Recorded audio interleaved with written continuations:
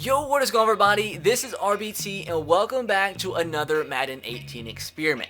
Today, as you see in the title, we're going to be combining the two teams from the state of Texas, both the Dallas Cowboys and Houston Texans, into one super team to see what happens and to see how well the team does and to see if they can claim a Super Bowl ring. Because obviously in this year in the real NFL, Texans or Cowboys couldn't do it by themselves, so let's see if they band together they can get a Super Bowl ring for the state of Texas. So hopefully you guys do enjoy today's video, and if you do, make sure to drop a like. Let's see if we can smash 2,000 likes for today's experiment video. Let me know which teams you do want to see me combine next in the comment section below. And if you have any other ideas for future Madden 18 experiments, let me know as well. And if I see any awesome ideas in the comment section, I'll be sure to use your comment for a video and you will have your comment featured in that video. Be sure to subscribe to the channel if you are new and turn on the notification bell so you don't miss any future experiments on the channel. But with that said, let's go over the team and see how great the Dallas Cowboys and Houston Texans are combined into one team. Now, dog, I don't know what to do here because they're both 84 overalls. I'm just going to let the CPU decide. Maybe one quarterback progresses throughout the rest of the preseason and then one guy starts over the other. I don't know. I'm just going to keep Dak Prescott as a default starter as of right now, and maybe the CPU will change it. But anyways, moving on to running back. Ezekiel Elliott, Lamar Miller, Alfred Morris, and Deonta Foreman. Pretty freaking good. Fullback, Jay Prosh, and at wide receiver, pretty talented as well. DeAndre Hopkins, Dez Bryant, Will Fuller, Cole Beasley, Terrence Williams, Bryce Butler. At tight end, we have Jason Witten, CJ Fedorowicz, James Hanna, Ryan Griffin. And keep in mind as well, I say this in all my videos, like the roster size is really high, way over the limit. So some players are going to get cut, but I'm going to let the CPU decide who gets cut and whatnot. And we're going to send them to the regular season and see who does get cut. Now, moving on to the offensive line. Pretty good and mainly consisting of Cowboys. Tyron Smith is the starting left tackle. At left guard, we have Zach Martin. And at center, we have Travis Frederick. And at right guard, we have Byron Bell. And at right tackle, we have Derek Newton and La'el Collins. Now, moving on to defense, pretty talented. We have pretty good defensive ends in J.J. Watt, DeMarcus Lawrence, and D.J. Ritter. At right end, we're going to have we're going to have DeMarcus Lawrence starting. I thought he was already starting, but D.J. Ritter is going to back him up. At defensive tackle, we have David Irving, Stephen Paya, Malik Collins, Christian Covington, and Lewis Neal. And moving on to the linebacker core, we have Jadeveon Clowney on the left side, backed up by Whitney Merciless and Anthony Hitchens. At middle linebacker, we have Anthony Hitchens starting here, backed up by Bernard McKinney, Brian Cushing, the veteran, and Zach Cunningham. Now on the right side, we have the veteran Sean Lee, backed up by Justin March-Lillard and Brian Cushing. And I think we do have Jalen Smith on the team too, but he's way down there on the depth chart. Now moving on to cornerback. In the secondary, we have Jonathan Joseph, which this isn't really talented at all. I thought two teams combined have a better secondary than this, but I have to see how they do throughout the season.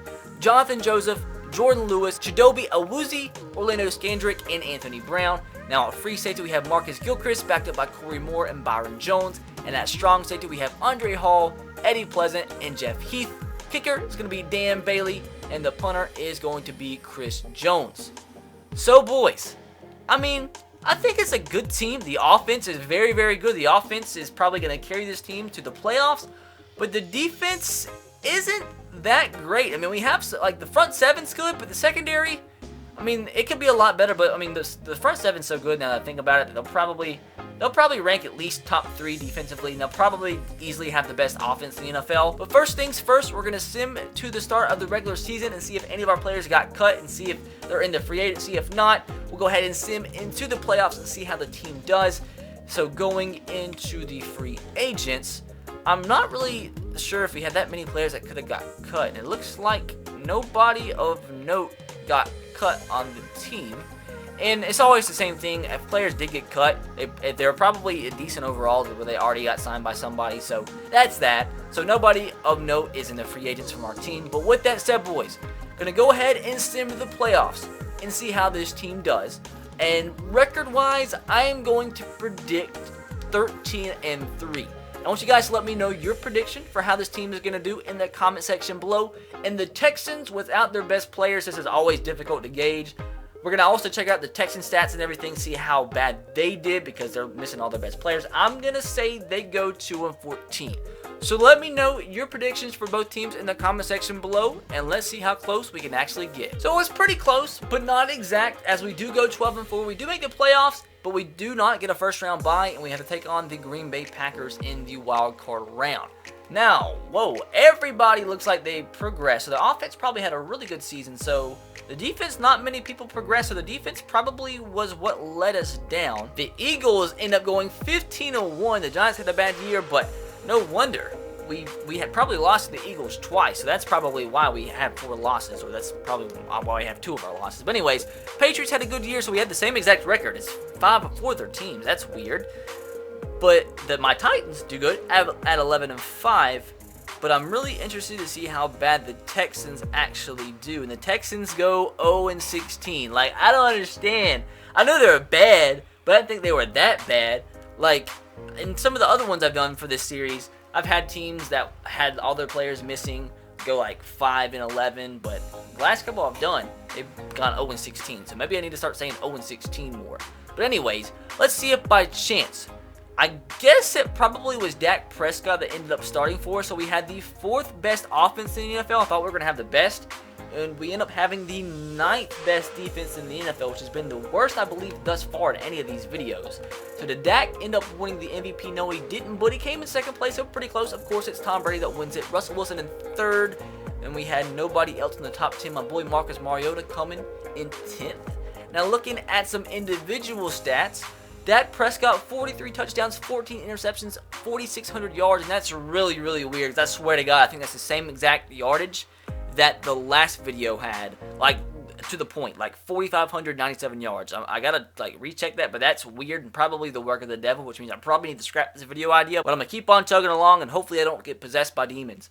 But, with that said, kind of surprised. He got sacked 44 times. That offensive line being that good, I don't know why he should be getting sacked 44 times. But moving on, Ezekiel Elliott with an incredible year, 1,400 yards and 19 touchdowns. Lamar Miller adding with 410 and 6 rushing touchdowns, and Dak Prescott with 150 yards on the ground. Receiving wise, we had 3 receivers eclipse 1,000 yards just barely.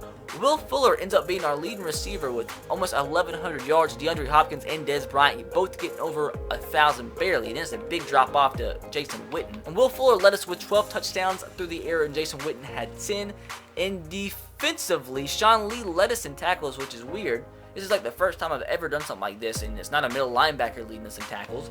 But sack-wise, we had DeMarcus Lawrence with 14 and J.J. Watt with 12.5. In interceptions, we had Chidobe Awuzie lead us with 5. Now, the fun part is when we go and check and see why the Texans did so bad. Tom Savage, that's why right there. 14 passing touchdowns to 11 interceptions, not even 3,000 yards through the air, was sacked 72 times. That's why you go 0-16. Rushing-wise, had 2.9 yards per carry. That's another reason why. Not even 700 yards with their leading rusher, only 3 touchdowns. They had 5 rushing touchdowns all season long.